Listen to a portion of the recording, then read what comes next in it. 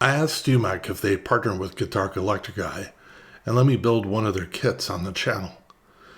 I've never built a kit guitar before, but arguably you could say that from all the builds I've done over the years and on and off the channel, that I've been doing it for some time now. StewMac supplied me the kit for the channel, but is not paying me to state any specific view or opinions regarding the kit. I picked the offset Trem electric guitar kit as my choice for the build, and a week later the large box showed up. Here are the specs as stated by StewMac for the kit. It comes with a finely sanded mahogany body. The neck pocket cavities and bridge holes are routed and drilled. The shaped maple neck has a two-way truss rod installed. The scale length of the guitar is 25.5 inches or 647 millimeters. The fretboard is Indian Laurel and has pre-installed frets and dot inlays. The headstock is ready for your own personal designed custom shape. I like the shape of the headstock, so I opted to leave it alone. The nut is pre-slotted. There's chrome-plated hardware from sealed tuners to strap buttons, a Strat-style 6-screw tremolo bridge, P90 pickups in the neck and bridge position, pre-wired pickups, pots, and caps, traditional Strat-style knobs, and a truss rod wrench. The kit sells for $209.99. I've provided links to where you can look at the other kits as well as this kit specifically. Kind of the cool thing about what StewMac does is the manual that comes in the box with the guitar is also online and I've provided a link for that. So you can actually read the manual before you buy the product to see if it's something that you actually want to get into and do. Everything was well packed. I read the manual and then removed the tremolo from the body so I can start sanding and finishing the body. I also tested to see how well the neck fit into the neck pocket, and it fit perfectly. Following the instructions, I set about inspecting and prepping the neck. These are the areas within the instructions referring to what you should be doing with the neck as you go through and inspect it. Check the neck relief and then straighten the neck if necessary. My neck was completely set flat, so I didn't find it necessary to do anything. Check and make sure that all of the frets are actually seated properly, and I found no unseated frets anywhere on the fretboard. You need to check for the necessity for leveling the frets, and I found no fret rocking. The fretboard was level. I was really surprised to find the neck with as few problems as I found. The instructions kind of infer that you'll have to do a lot more work with the neck than what I ended up having to do. The only thing I found was that there was quite a bit of sharp fret edges on both the bass and treble side of the fretboard. I used my fret end file and removed the ends of the frets that were sticking out beyond the wood of the fretboard. I then used my fret end dressing file and filed the ends of the frets so as to remove any remaining sharp edges, leaving smooth and rounded fret ends that wouldn't draw blood on my fingers.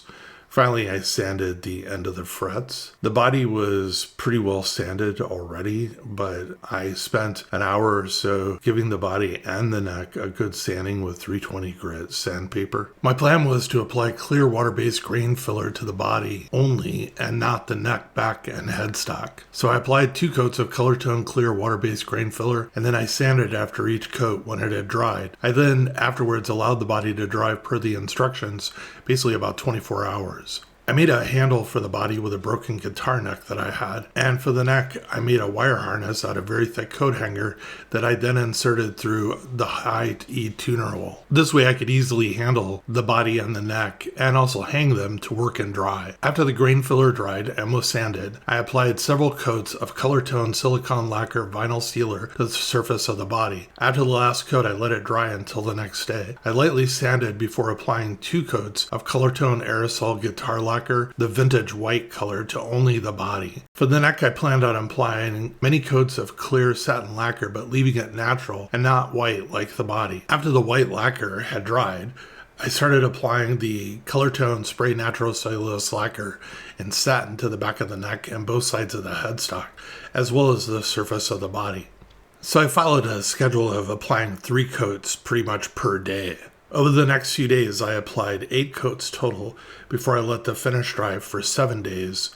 I applied the same amount of coats to the body and allowed for the same 7-day curing drying time. After the drying time, I set about with the assembly activities for the guitar. The spring claw must be attached to the body before the bridge can be installed. Center the claw and the spring cavity on the back of the guitar so it sits about 1/16 below the surface of the body. I folded a piece of cardboard to the correct thickness and taped it together so as to have something for the Trem claw to sit on so that it would be sitting at the correct height when I mark. Mark out the mounting screws with a scribe or punch. I used a Sharpie marker and marked my holes this way. Drill the holes approximately 1.5 inch deep with a 1/8 drill bit. A long aircraft style bit works best for drilling these holes. I've purchased mine at Amazon.com a long time ago, and I have 3 or 4 of them that I use regularly when I'm doing like Stratocaster builds. I placed a piece of cardboard between the body and drill bit to prevent damaging the body and finish while I drilled.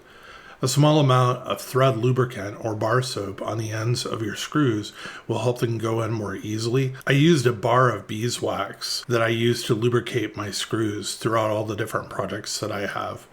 I screwed the screws in and placed them with about 1 inch extended. Next, I installed the bridge and tremolo springs. With a Phillips screwdriver, install the bridge using the 6 pivot screws.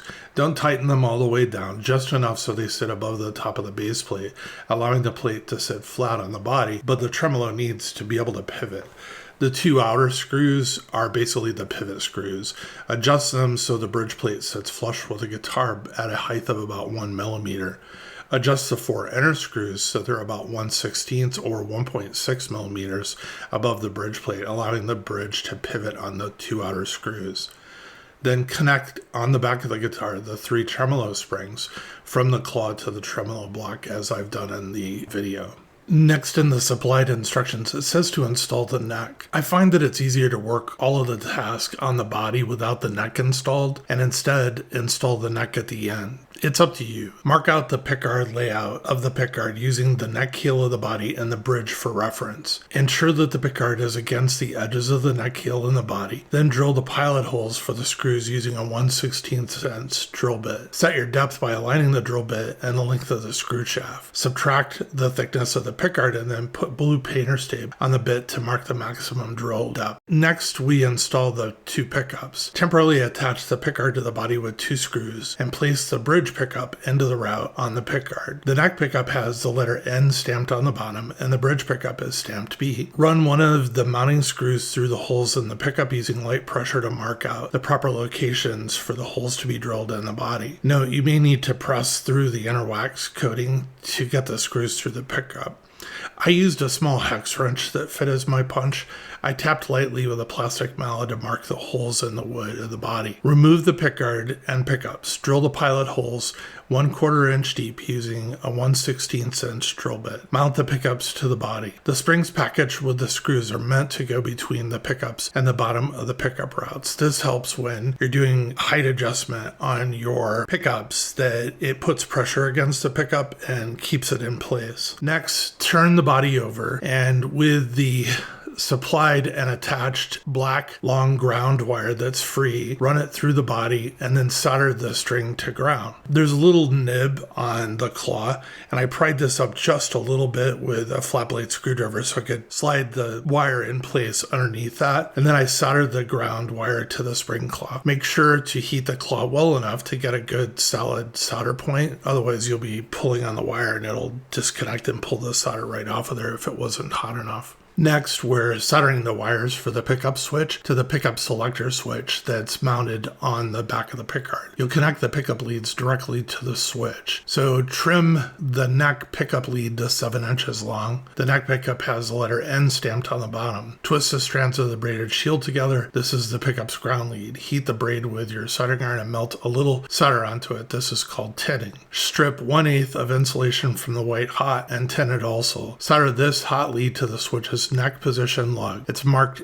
in the manual, the lug that's closer to the neck when the pickup is installed. Solder the braided ground wire to the side of the switch body as shown. Trim the bridge pickup lead to 9 inches long. The bridge pickup is stamped B. Tin the ground wire and hot leads as you did for the neck pickup, and then solder the hot lead to the switch's bridge position lug and solder the braided ground to the side of the switch. I didn't trim the lengths of the wires for the pickups because I intend on doing an upgrade video on this guitar guitar later and basically replacing the pickups and the wiring and a few other components on the guitar. So I had protected the fretboard when I was doing the finishing with blue painter's tape, and so I removed all of this before proceeding on and doing any other work. So next I'm installing the tuners, and basically what you do is install the tuners in the back of the holes, put the nuts and washers in place, and just hand tighten them down so they stay in place. And then I put my fret end file, because it's just a proper length and has tall sides, up against the tuners, and it held the tuners in place and in line. And then I used a 5/64 drill bit to make pilot holes for the screws. Hold a screw up to the drill bit and wrap tape around the bit to mark your depth, as I've described with prior in the video. It says to lubricate the screw heads by dragging them across soap or wax, but they're so damn small it's kind of hard to do that. With the tuners in place, install the screws into the pilot holes with a screwdriver. On the tuner string post, add a washer, then the threaded bushing. You already did this, and then tighten with a 10mm nut driver or wrench, so then the tuners are in place. Then I installed the neck. I've moved this step till now. Pilot holes in the neck and body are pre-drilled. Align the plate to the back and the neck into the pocket, and then use a screwdriver to insert the attachment screws. Kind of funny here. This is, in my opinion, one of the most important places to actually put wax or lubricant on the screws, but they didn't say that in the instructions. I did. I actually took each of the 4 screws and put beeswax on them before I installed them. So the last assembly steps are to install the strap buttons and also install the trim cover on the back of the guitar. For installing the strap buttons, mark the locations of where you're going to install your strap buttons. At the tail of the guitar, position the button in line with the center of the neck and the bridge, and about midway half thickness of the body. The other button is typically located on the tip of the upper horn, so drill about 1/2 inch deep holes with a 3/32 inch bit, and then install the strap buttons with the protective little washers that they have. Installing the spring cover plates, mark out the screw locations for the spring cover plate and drill pilot holes 1/2 inch using 1/16 drill bit. Install the spring cover plate using the 6 provided screws and hand tighten. After you're done installing a set of strings, you have to install the string retainers on the headstock. It's pretty easy to do. You can make a mistake though, so you have to be kind of careful to measure off your depth that you're drilling for pilot holes for the 2 screws. So there's 2 string retainers that come with the kit. The first one is for holding down the D and G strings, and you would align between the E and A tuners and the center, and that's where you would put your pilot hole and then the screw. And then there's the string retainer for the B and E strings, and you align that between the A and D tuners centered between the B and E strings. You install by drilling your pilot holes, and you have to be really careful. I've actually seen people drill through the headstocks and come out the other side, so make sure you tape off your drill depth on your drill bit and be really careful drilling. And then insert your screws, screw them in by hand, retune your strings, and you're all done and ready to go to the next step. There are still many adjustment steps that I needed to perform on the guitar that I'm not going to be able to cover in this video, but I can list just some of them. I had to adjust the action of the nut and file a few of the nut slots. I had to definitely adjust the bridge. I adjusted it as a floating bridge. I had to adjust the string height. I had to intonate the guitar. I had to adjust the pickup height, and that was pretty much it. The neck relief was already set, so I didn't have to do anything with that. Observations and next steps. I really enjoyed putting the kit together, and overall I think most of the components are actually pretty good quality. It's a very playable guitar. I would say the guitar has good bones, meaning the neck and the body are good. I'm going to keep this as a Guitar Collector Guy house guitar, where I'm probably going to be doing a lot of projects on it. And I got it specifically with the P90s that kind of facilitates that. So I plan on producing an upgrade video. The kit, I think, is really designed to be a first step in learning how to assemble and modify a guitar if you've not done that before. It is really great at that. I think it's a perfect upgrade platform as well. In the video in the future, I plan on upgrading the tuners. Most definitely these, I apologize for saying this, these are not the most highest quality of tuners, and they're actually, in some cases, difficult to worn and they slip a little bit and they really need to be replaced. It's probably the only complaint I'd ever make about the kit. I want to put a new nut on. This would be the case with most new guitars. I want to install either a bone or a Tusk XL nut. I'd like to install a new set of P90s, and I'll build out a new wiring harness to go along with that. And in the short term, I plan on removing the neck and steel wooling the back of it. I don't like the finish that I put on the back of the neck, but that's me. I want to thank StewMac for supporting Guitar Collector Guy. I'm grateful for that. Thank you for the opportunity. And I'd also like to thank all of you for watching the videos on the channel. Thank you.